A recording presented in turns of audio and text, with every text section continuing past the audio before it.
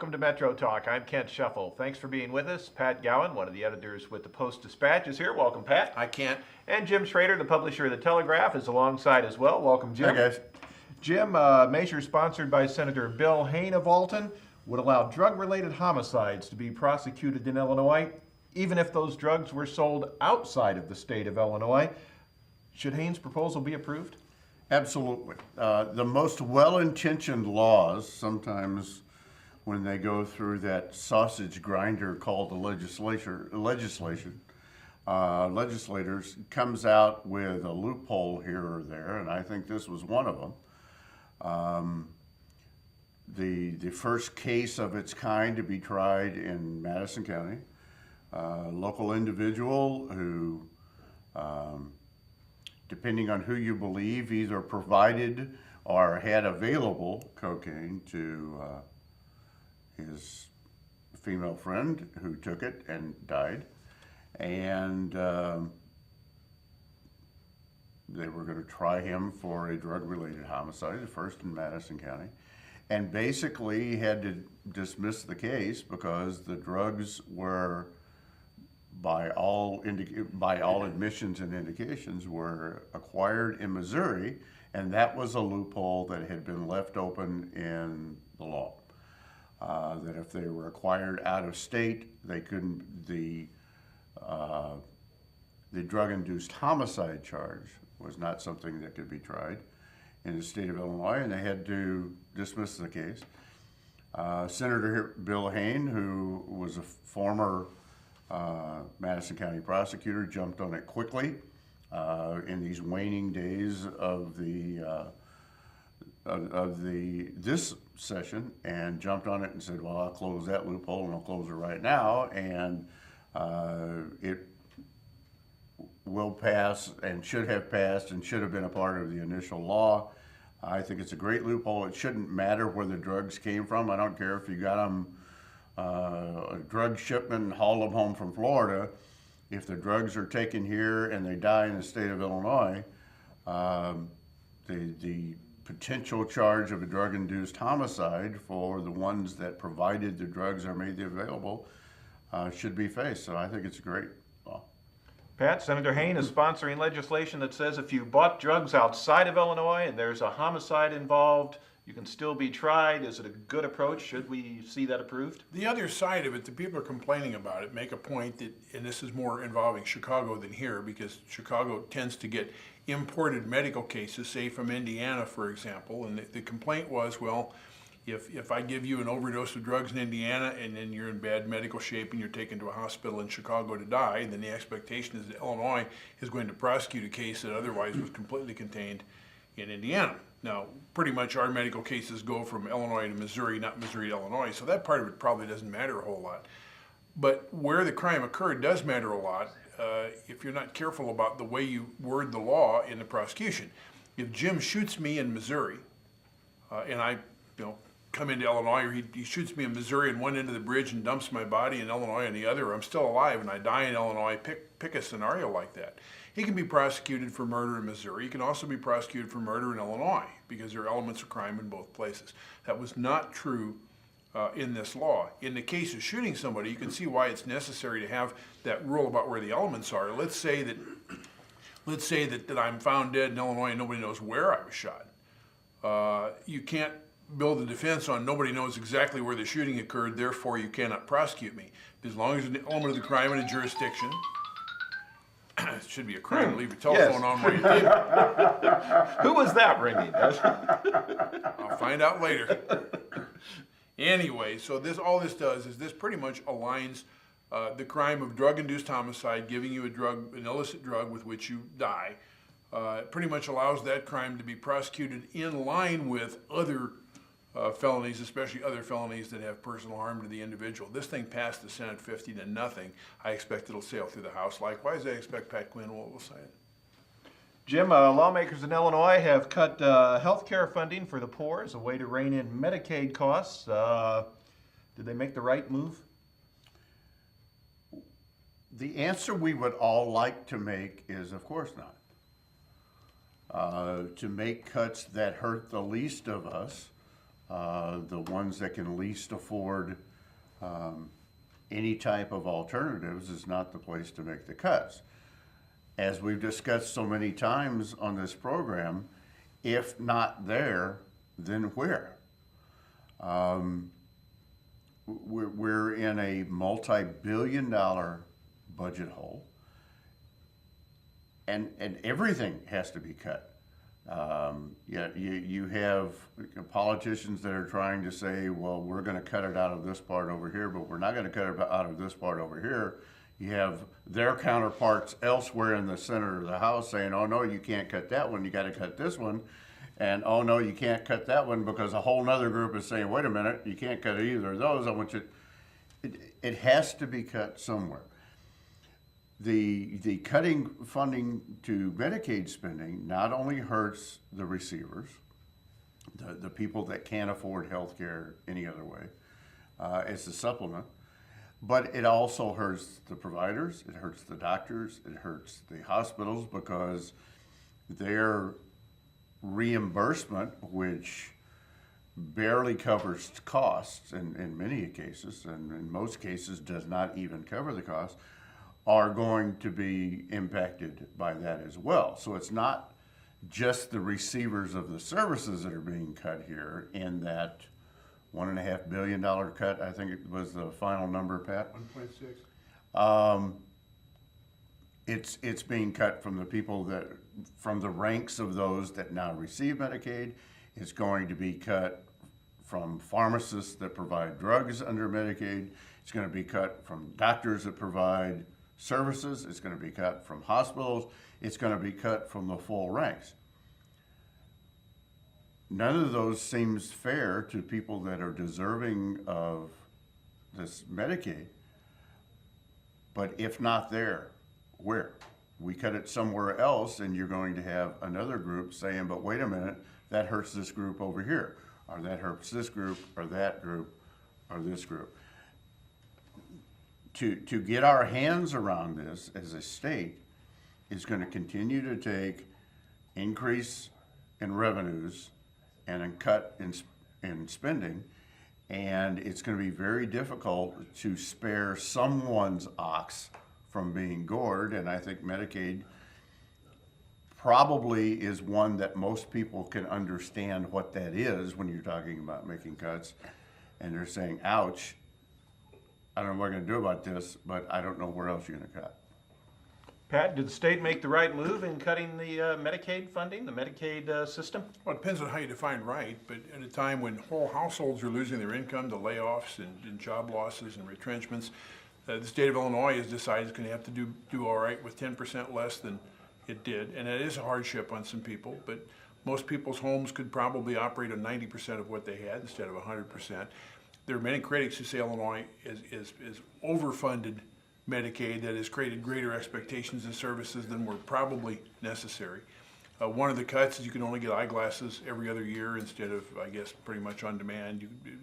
Podiatry services will be cut. Most people in their lives will never see a podiatrist. I'm not minimizing the impact on the people who need that sort of service, but this is the kind of retrenchment we have. There's talk that as many as 300,000 people may fall off the Medicaid rolls. This is an invention of our lifetime as well. The state of Illinois has been around for 194 years, and Medicaid has been around for something like 50. So for the previous 144 years, government somehow managed to get by without providing this service. Now, I don't want to sound like I'm some kind of nutcase. I believe these people need to be helped. I believe the need is genuine. I believe it is the state's responsibility, the federal government. I am in favor of the Medicaid program, but it has got to be on the chopping block along with every other service, whether it's parks or law enforcement or corrections or human services. They need to be as intelligent as they can about the way they cut. And sometimes, of course, the people who don't want the cuts will scream very loudly about things that may be exaggerated, and maybe they won't. Maybe some of these people will be hurt worse than we thought. And of course, it's going to hurt us all, even if you're not on Medicaid to some degree, because it does cut by about 3.5% the reimbursement to medical professionals, and that's less money in the medical pie to be divided among services for us all. We need to take a break. We'll have more Metro Talk right after this. Hello and welcome to the Lewis and Clark Minute. Today we're going to check out the music program with Dr. Teresa Crane. Have you always wanted to learn how to play the piano? Maybe you wanted to learn Beethoven's Für Elise.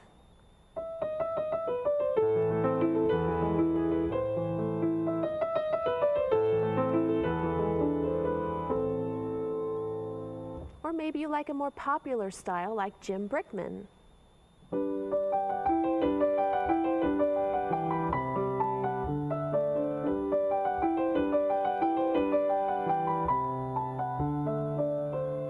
Or maybe you like jazzy blues.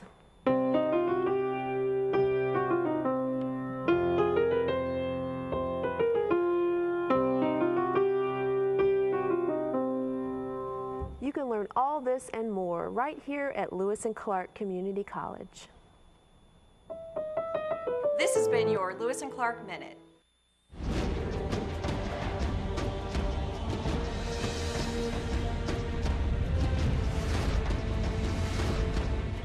When you open a book, you can explore new lands, make new friends, and discover new adventures. There are amazing possibilities when you open your mind to reading.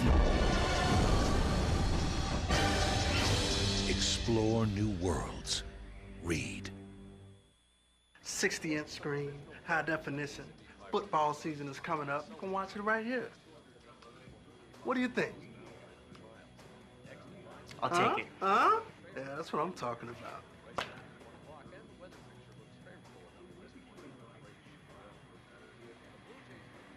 You're right. I don't need it.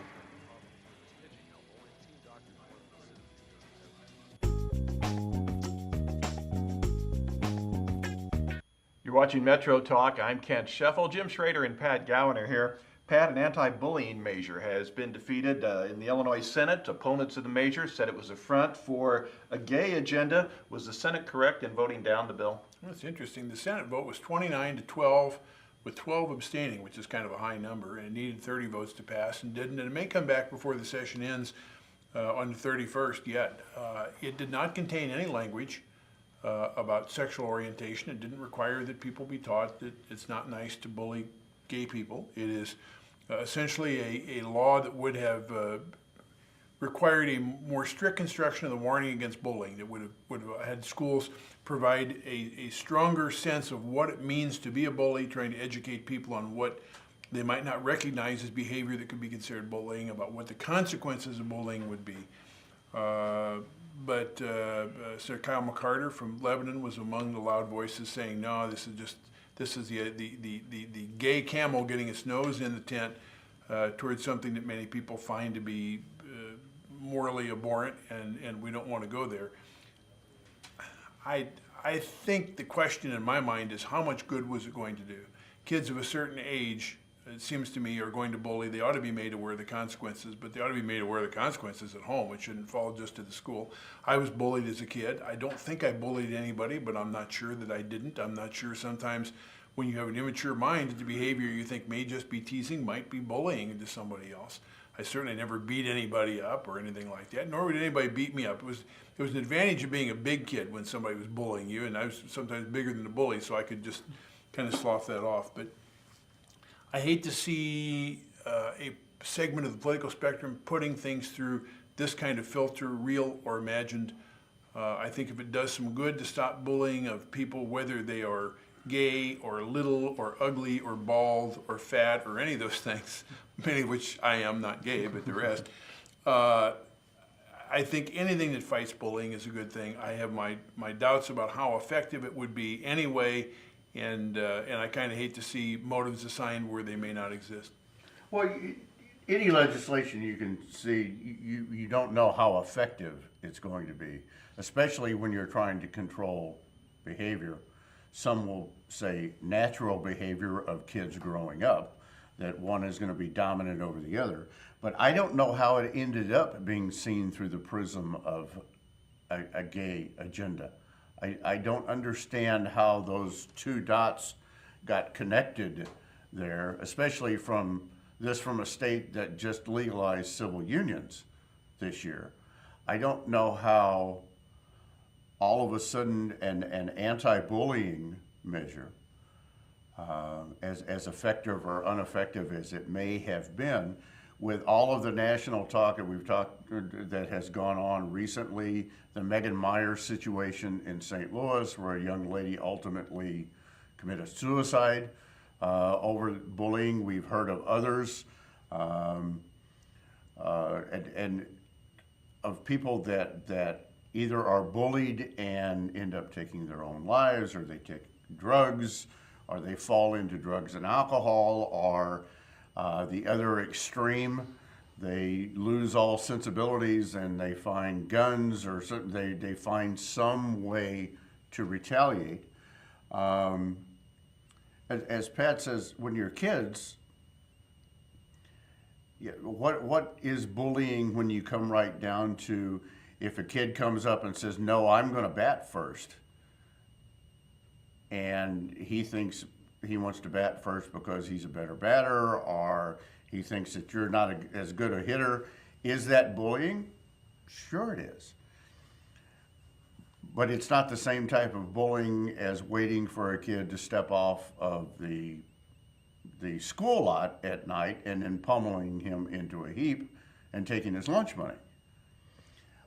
I don't know how the stretch got there, that this all of a sudden was a front for the gay agenda. I don't know that the legislation would have hurt anything. There are certainly other states passing legislation about bullying. It has been in the national media. There have been 60 Minutes and 2020s and 48 Hours, all of these types of programs on bullying. You wonder if, because so many people were disappointed by the civil unions passing, must have been a vote for gays in the state of Illinois, that some of these politicians are saying, well, we're coming up to an election cycle, I'm not going to let that happen again. We need to take a break. We'll have more Metro Talk after this. Hello and welcome to the Lewis and Clark Minute. Today we're going to check out the radio broadcasting program in WLCA with Mike Lemons. Have you ever listened to your favorite radio station or your favorite disc jockey and say, you know, I could do that? Or maybe you're the type of person who says, I could never do something like that. Well, with the help of first-year Mass Comm student John, we're going to show you just how easy it is. Each voice intro starts with talking about the band that just played, and we add a station identifier. Next, you want to offer some information that may be of interest to your audience. And finally, tell the listeners what the next song is, who sings it, followed by another station identifier. John will do one live now. Silver Sun Pickup Substitution on WLCA. The Big Pink released their debut album called A Brief History of Love. This single is off that album. It's The Big Pink with Dominoes. It's on College Radio's Best 89.9. This has been your Lewis and Clark Minute.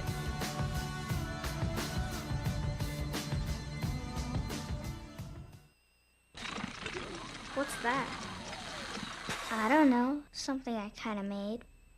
Ooh, what's it do? What do I do? Well, thanks for asking. I ring my bell and I like to dance. What do I do? Well, thanks for asking. How? Yeah, it still needs a little work. Anything's possible. Keep thinking. Get started on your own inventions or just play some games at inventnow.org. Sounds like you could use some Van Gogurt. It's fortified with arch-rich nutrients to improve your math and reading skills. Catch! Van Gogurt, thanks. So what's the deal with your ear? Always with the ear, huh? Feed your kids the arts. For 10 simple ways to learn how, visit AmericansForTheArts.org. This is Metro Talk. I'm Kent Scheffel. Jim Schrader and Pat Gowan are here. Jim, Illinois Senate President John Cullerton wants to require publicly traded companies in Illinois to release their tax returns. Is that information we need?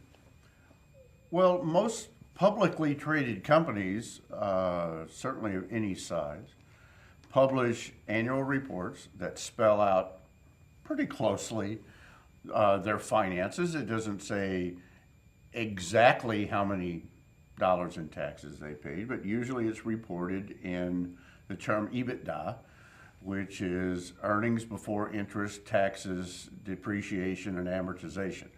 So it's basically the money that's left over before they pay their taxes and depreciation and all that.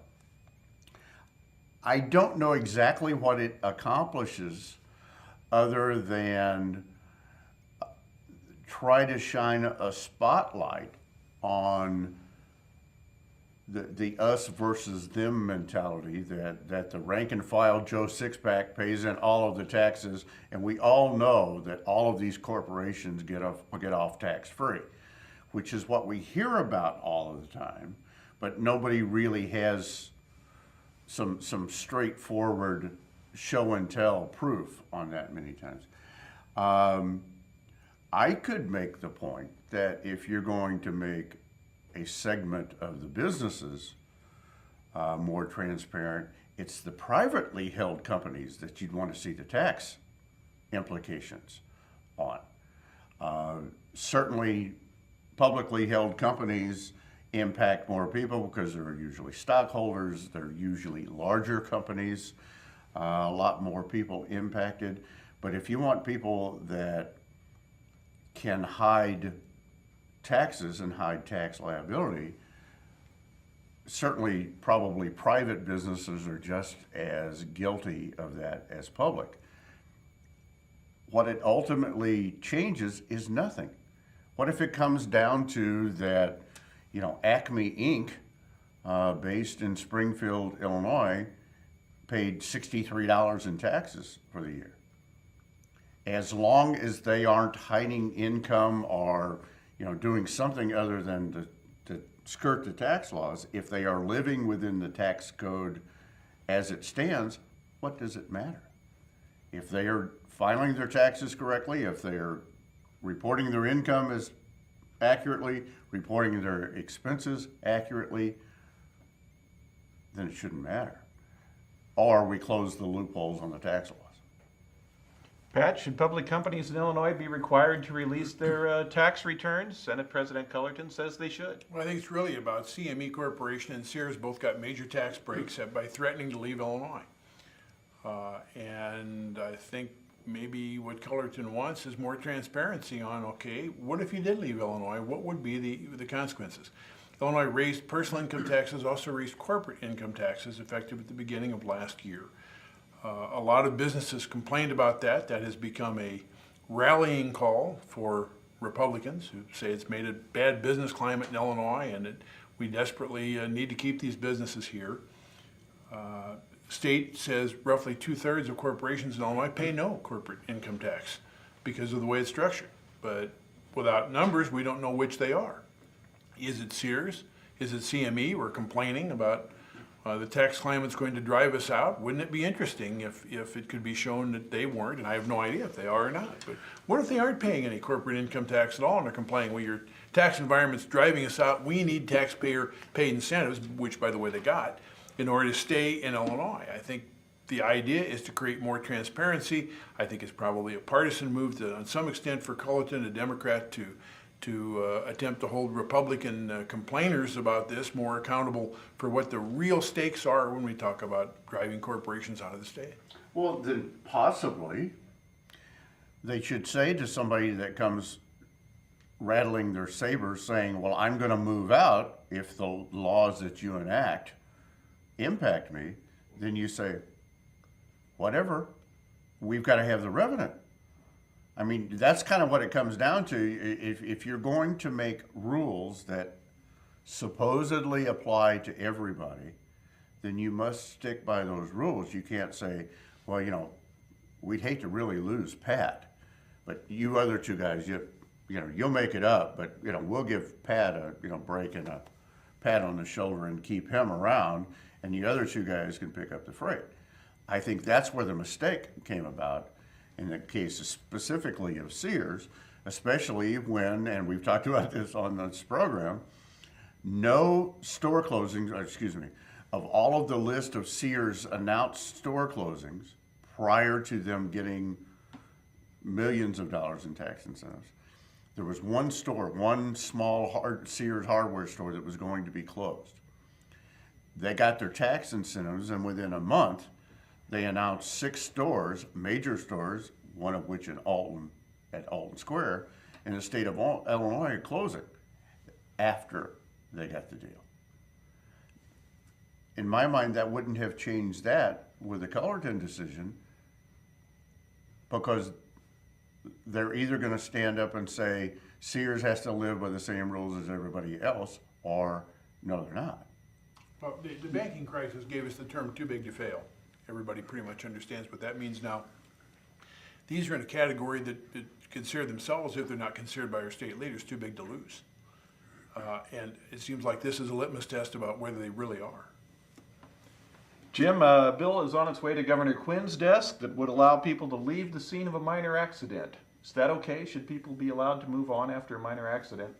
Well, I happened to see or drive up upon a minor accident this morning that on my way to work, and traffic was being blocked. There was a police car there, lights flashing, and people having to maneuver around this minor accident to get to work.